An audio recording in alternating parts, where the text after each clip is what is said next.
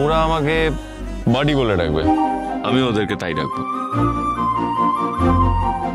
অনেক হয়েছে, একদম দাদু বলেই ডাকবে। কত সৌভাগ্য বলুন তো সেটা শুনতে পাওয়া।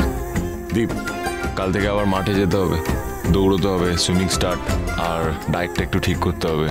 প্রোটিনটা একটু মেপে খেতে হবে, বুঝে খেতে হবে, যতটুকু শরীরের জন্য প্রয়োজন ততটা দিতে হবে।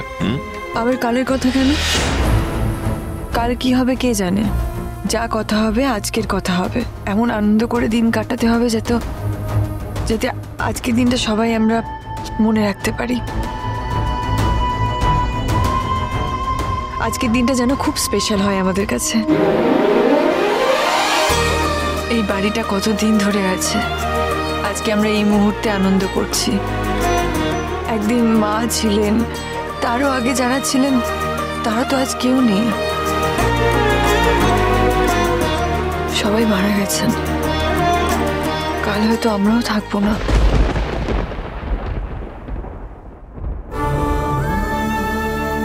দিবা, তুমি আজকের দিনে হঠাৎ এসব কথা কেন বলছো? পৃথিবীর তাই তো নিয়ম, ডাক্তারবাবু।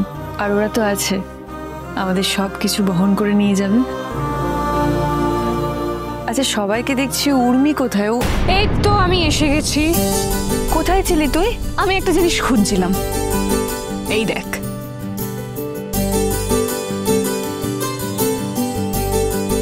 দেখো সবাই,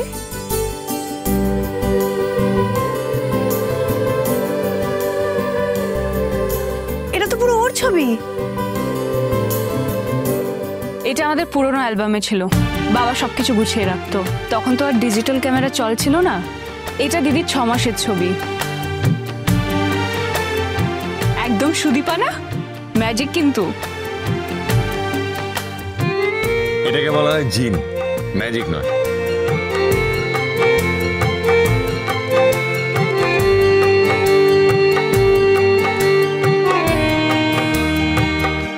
তোমাকে আমার মতো দেখতে হবে?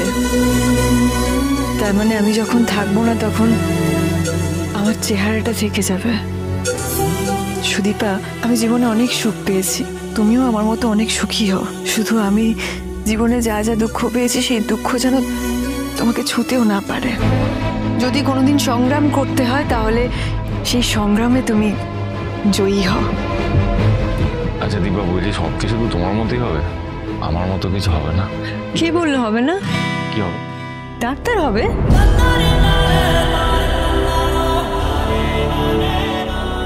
এই যে সুরূপা, তুমি ডাক্তার হবে? সুদীপা ডাক্তার হবে। সুদীপা, তার মানে তুমি ডাক্তার হবে? বুঝতে পেরেছি। দেখুন কেমন হাসছে। তাহলে ও ফ্লোরিস্ট হবে, আমাদের 2 মেয়ে আমাদের মা বাবার মতন হবে।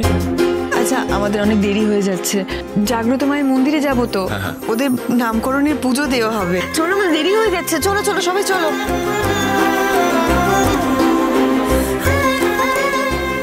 আমরা কেউ বাড়িতে থাকবো না, এই বাড়ির গৃহদেবতা বাড়িটাকে রক্ষা করো।